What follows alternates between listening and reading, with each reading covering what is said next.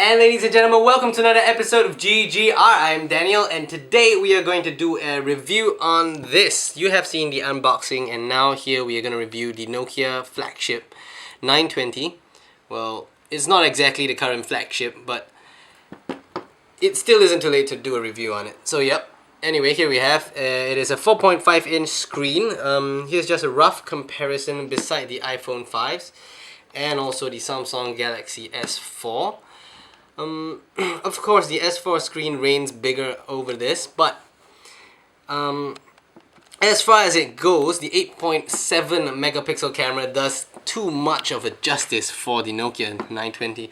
It is brilliant beyond compare, if I had to say so for myself. Other than that though, weight-wise, the Nokia's weight definitely is a very, very big issue for me because of its weight as compared to the other few phones. It is kind of a hassle, and it's kind of huge too, thick also, to put in your pocket, or even carrying it around. You feel the weight. Anyway, let's just check it out. The monoblock form factor gives you a speaker and a microphone in at the bottom of the device. Also a micro USB port at the bottom. You have a camera shutter function button here, the lock and unlock button, which if you hit, it will unlock the phone. And of course you have volume rockers, and on the top you have a SIM card slot and a 3.5mm proprietary headphone jack. At the back you have a really tiny flash that can pack quite a punch when you're taking photos, and of course the all-famous Carl Zeiss lens. Nokia has a pure view technology built into this also, but anyway, let's just get into the interface for now. To compare the interfaces with the others, well, Nokia has given us a really plain looking interface for this phone, which is very, very direct also. If I want to hit the phone button, I can make calls also. Of course, on the front side here, you have three capacitive touch buttons here, such as the back button, the Windows button, and a search button, which brings you straight to Bing.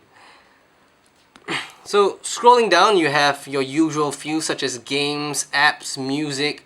The inbuilt speaker isn't really that bad, and not much of a complaint about it though. But I think the only main complaint about this phone that is probably lingers in the mind of most Nokia users out there currently would be the lack of apps to purchase from the Nokia store. The lack of apps is probably a very big downside to it, because of as compared to say Android and the Apple iOS store, Nokia does not have that much apps to, accompany their hardware as much, but we are sure looking forward to having much more in the future too. Other than that, most apps here are also not exactly updated as Android or iOS for that matter. But what is great also about this is this magic thing called Office. Well, with Office, it actually enables you to bring your work out of the office into your phone and wherever you want to, well, literally change documents, do up spreadsheets or presentations, all from the phone, which to me, I think it's a really good point. Another bad side to it is that this People, well, if only this People app function thing could actually work well with YouTube or Facebook, with everything joined into one, which I think would make this a better function for people and stuff. But other than that, the web browser works really fine, works good, and well, let's check it out. I'm just gonna go to, alright, let's move it here for a while.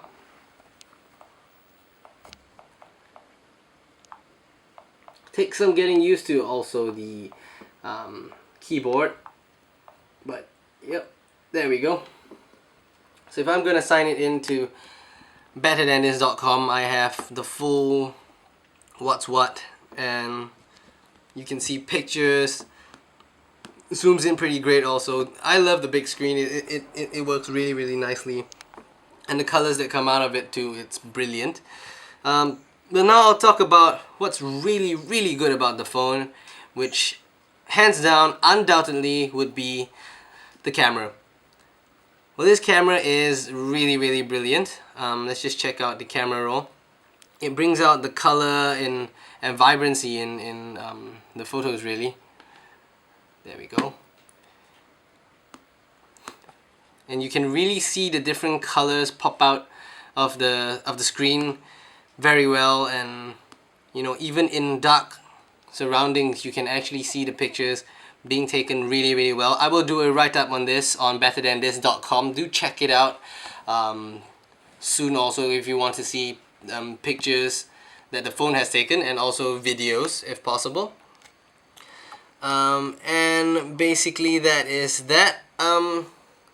One more thing to note also is when I talk on the phone and I have the phone up to this level, at normal holding the phone, the recipient or the other line, they can hear you well. But if the moment you put the phone upwards or downwards, or as in if I'm holding the phone like that, the other person cannot really hear much. They hear crackling sounds or even sounds that doesn't really get through.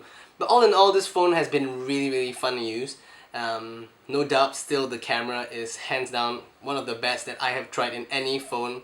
I am seriously looking forward to Nokia's 1020, their new flagship, which features a 41 megapixel camera, as rumored of today. And that is basically it. Another thing to talk about would be the headphones that Nokia has provided. As you can see, those are in-ear buds that you can put inside, and of course, you know, like that. But however, the sound quality of it is pretty good, pretty well done. However, in the long run, it just gets rather uncomfortable. Other than that, this phone has been a really a blast to use, and it has been great. So then again, it's up to you to decide. I will put a write-up on betterthanthis.com. Do watch it, do check it out, and do let me know in the comments what you think about this phone, if you do own it or if you're thinking of getting it. Or maybe you are thinking of getting another brand, say the HTC, the LGs or the Samsungs. So do let me know. Thank you for watching this episode of GGR. This has been the unboxing of the Nokia... This has been the review of the Nokia Lumia 920. Hope you guys enjoyed it. Thank you for watching. Goodbye.